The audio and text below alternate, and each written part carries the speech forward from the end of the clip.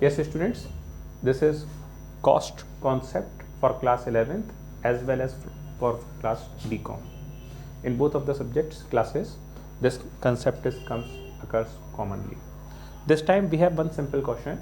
This is output and question indicates 0, 1, 2, 3, 4, 5, 6. These are the units that a business produce. So this indicates as units that they had produced, and the parallel information that is given for TC. So TC suggests here as total cost. Students, you are very well aware that total cost means combination of two types of cost. This is variable cost plus fixed cost. But when we produce goods, only then variable cost occurs. If we have understanding of zero output level, it means there is no production level, and this means there is no variable cost. But still you can see that on the platform of 0, it means zero output is there, and even then total cost charge is rupees 10. So definitely it reflects very simple that this is all because of fixed cost. जब production हुआ ही नहीं, जब production output zero है, तो फिर total cost कहाँ से आ गई? तो टोटल कॉस्ट दो चीज़ों का कॉम्बिनेशन, वेरिएबल और फिक्स कॉस्ट. तो वेरिएबल कॉस्ट तो नहीं लगेगी जीरो यूनिट पर, लेकिन फिक्स कॉस्ट तो लगेगी. तो फिक्स यूनिट यहाँ पर कितने रुपए की? 10 रुपीज़ की. अब स्टूडेंट्स यहाँ पर जब जीरो आउटपुट पर फिक्स कॉस्ट 10 रुपीज़ की है, तो फिर तो हर एक आउटपुट पे 10 रुपीज़ की ही रहेगी, क्योंकि फिक्स कॉस्ट का नेचर है कि कभी भी इसका प्रोडक्शन कॉस्ट चेंज नहीं होता. तो जीरो आउटपुट पर प्रोडक्शन कॉस्ट फिक्स कॉस्ट 10, तो 1 आउटपुट पर भी 10, 2 आउटपुट पर भी 10, एंड देन यहाँ पर भी 10, और यहाँ पर और यहाँ पर, और ये लास्ट वाला 10. अब यहाँ से आगे पैरेलल इंफॉर्मेशन बन जाएगी, that is for variable cost. So what about variable cost? At this platform there is no variable cost, but in the output level 1, this one. So at the output level 1, there will be the variable cost of rupees 8 per unit. You got it? 8. Onwards, output level 2, we have the variable cost of rupees 10 per unit. Then on the output level 3, the variable cost goes to 15 rupees per unit. Any confusion? Can you suggest us that what can be the next variable cost on the next platform? This is 31 and this is 10, so this is all because of 21.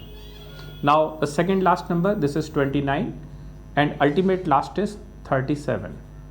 These are concerned with variable cost.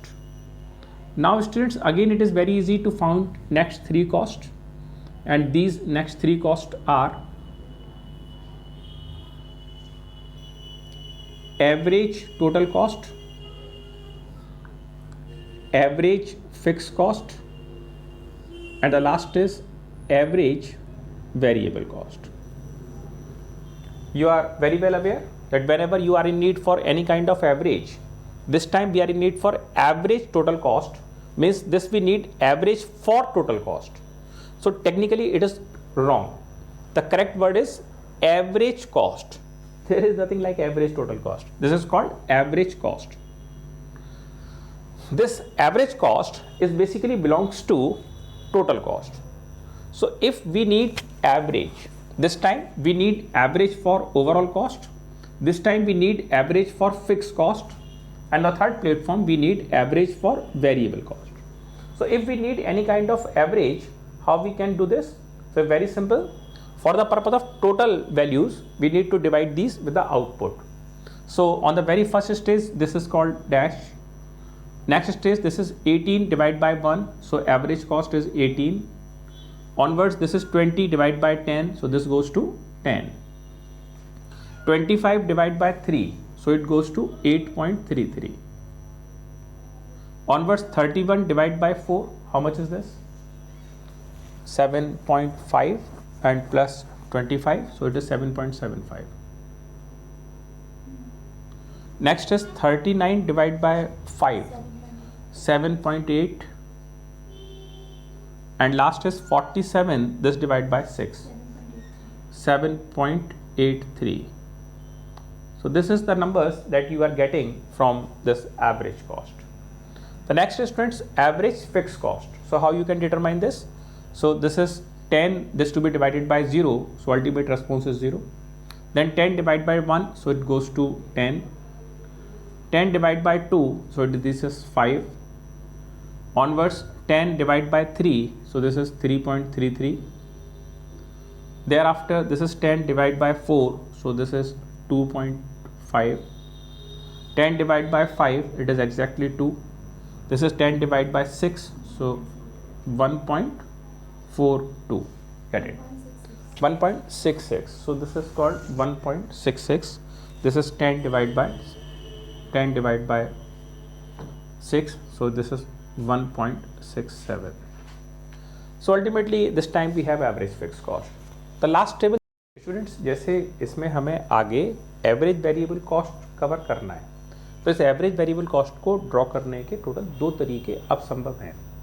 Number 1 तरीका तो ये है कि हम variable cost का जो ये block हमें दिया है, इस वेरिएबल कॉस्ट के ब्लॉक को, इस वेरिएबल कॉस्ट को हम लोग यहाँ पर मैं डिवाइड कर लें, वेरिएबल कॉस्ट को डिवाइड कर दें आउटपुट से. तो variable cost divide by output, तो हमारे पास एवरेज वेरिएबल कॉस्ट आ जाएगा. एक तरीका. तरीका नंबर 2 हमारे पास और भी है कि जैसे यहाँ पर एवरेज कॉस्ट है और ये एवरेज फिक्स कॉस्ट है, तो हम एवरेज कॉस्ट की वैल्यू में से एवरेज फिक्स कॉस्ट माइनस कर दें, तो अपने पास वही वाली सेम नंबर्स फिर से यहाँ पे आ जाएंगे. दोनों तरफ से आंसर एक जैसा ही आएगा. तो अगर आप इस वाले पैटर्न को फॉलो करते हैं तो यहाँ पर तो डैश है ही है. यहाँ पर है 18 माइनस 10, तो this is 8. This is 10 minus 5, this is 5. 8.33 minus 3.33, 5 यहाँ पर आ गया. 7.75 और 2.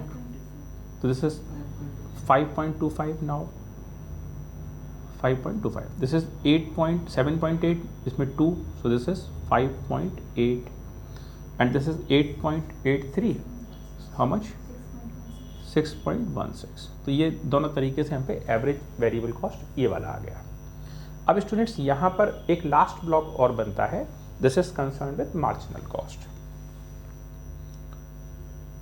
जब कभी भी आप मार्जिनल कॉस्ट ड्रॉ करते हैं, तो मार्जिनल कॉस्ट को ड्रॉ करने के लिए हमारे पास 2 अप्रोच होती हैं. जैसे हम लोग जब कभी भी यहाँ पर मार्जिनल कॉस्ट कैलकुलेट करेंगे, तो ये 2 तरीके से निकाला जा सकता है मार्जिनल कॉस्ट. एक निकाला जा सकता है मार्जिनल कॉस्ट को टोटल कॉस्ट के थ्रू, और दूसरा मार्जिनल कॉस्ट निकाला जा सकता है वेरिएबल कॉस्ट के थ्रू. तो दोनों ही रास्ते ठीक हैं, आप कोई भी एक रास्ता फॉलो कर सकते हैं, चाहे तो टोटल कॉस्ट वाला और चाहे तो वेरिएबल कॉस्ट वाला. दोनों तरीक़ों से आंसर आ जाएगा. तो पहले हम लोग टोटल कॉस्ट के थ्रू बात करेंगे.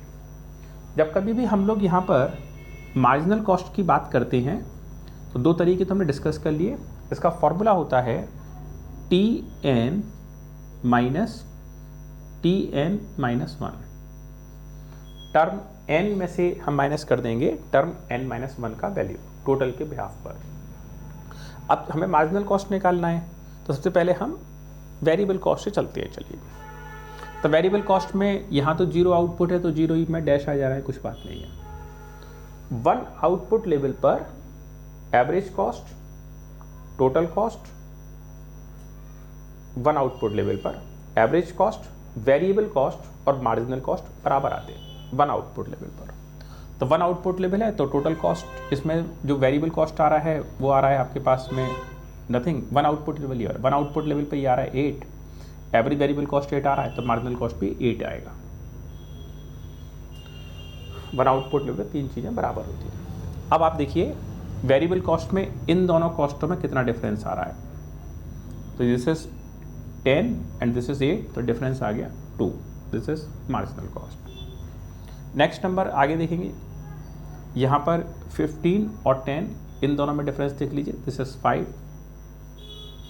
यहाँ पर इन दोनों में डिफरेंस देखिए 15 एंड 21, तो दिस इज 6. इन दोनों में डिफरेंस देखेंगे 29 और 21, दिस इज 8. और फिर इन दोनों नंबर्स में डिफरेंस कर लेंगे, दिस इज अगेन 8. तो ये जो नंबर्स आपके पास अब आ गए हैं, ये मार्जिनल कॉस्ट है. और यहाँ जो हमने मार्जिनल कॉस्ट को अभी ड्रॉ किया है, ये हमने ड्रॉ किया वेरिएबल कॉस्ट की अप्रोच से.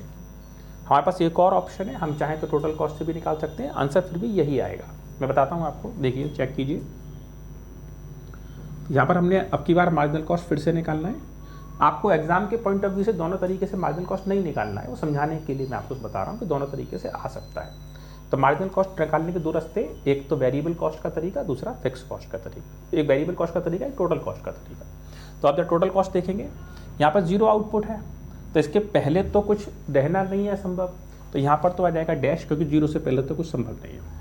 अभी ये दोनों का टोटल कॉस्ट का गैप कर लेंगे, सो दिस इज 8, तो मार्जिनल कॉस्ट को इस टोटल कॉस्ट के रास्ते निकालने से 8 वहाँ आ गया। नेक्स्ट नंबर पे 20 एंड दिस इज 18, इन दोनों को गैप करेंगे, डिफरेंस करेंगे, दिस इज 2। पहले जो हम वेरिएबल कॉस्ट से चल रहे थे सेम प्रोसीजर यहाँ चल रहे हैं। अब क्या 25 और 20 को गैप कर लेंगे, दिस इज 5। यहाँ पर 31 और 25 को गैप कर लेंगे, दिस इज 6। 39 और 21 को गैप करेंगे, this is 8। And last number 47 और 39 को गैप कर लेंगे, दिस इज अगेन 8। तो मार्जिनल कॉस्ट की वैल्यू दोनों तरीके से एक जैसी ही आती है, आप दोनों में से कोई भी पैटर्न फॉलो कर सकते हैं। तो ये स्टूडेंट्स पैटर्न था जिसके थ्रू आप कोई क्वेश्चन या कोई क्वेश्चन की डिटेल ड्रॉ कर सकते थे कि आखिर ये वर्किंग करनी किस प्रकार से है। तो ये इंपॉर्टेंट एग्जाम्स में क्वेश्चन है। जैसे ये कॉस्ट का वर्किंग है, सेम डिटो इसी तरीके से रेवेन्यू का वर्किंग और इसी तरीके से जो टोटल फिजिकल प्रोडक्ट और मार्जिनल प्रोडक्ट, एवरेज प्रोडक्ट्स आते हैं, उसमें भी सेम सीक्वेंस फॉलो किया जाता है। तो ये एक पैटर्न होता है जिससे कि हम लोग इस टेबुलर फॉर्मेट में वर्किंग कर सकते हैं। स्टूडेंट्स, अगर कभी ग्राफ बनाने का काम आ जाए, ध्यान रखने का बात ये होगा कि ये जो 3 हैं, टोटल कॉस्ट, फिक्स कॉस्ट और वेरिएबल कॉस्ट, ये तीनों से संबंधित ग्राफ एक साथ एक बनेगा, एक ग्राफ में वैल्यू रिकॉर्ड होगी। और जो बाकी की बची हुई 4 चीज़ें हैं, average cost, fix cost, average variable cost और मार्जिनल कॉस्ट, ये चारों चीज़ें एक ही दूसरे ग्राफ के अंदर में रिप्रेजेंट होंगी। आप इनके लिए अलग अलग ग्राफ नहीं बना करके एक साथ एक ही ग्राफ में इंफॉर्मेशन को ड्रॉ करेंगे।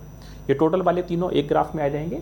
जैसे ये टोटल कॉस्ट है तो ये तो टोटल कॉस्ट है, इसका नाम टोटल फिक्स कॉस्ट भी हो सकता है और इसका नाम टोटल वेरिएबल कॉस्ट। तो है तो तीनों टोटल वाले ही ना, तो टोटल वाले तीनों के तीनों एक साथ एक ग्राफ में आ जाते हैं और जो वेरिएबल एवरेज वाले हैं वो तीनों चारों अलग अलग एक ग्राफ में आ जाते हैं। मैंने आपको वर्किंग कन्वीनियंस के लिए मार्जिनल कॉस्ट को 2 प्रकार से ड्रॉ करके दिखाया था, इसलिए 2 टेबल बनी हुई हैं। पेपर में आपको एक ही टेबल बनानी होगी, आप कोई भी एक मेथड फॉलो कर सकते हैं वर्किंग के लिए। Thanks students for watching this video and to search this please share, subscribe and like.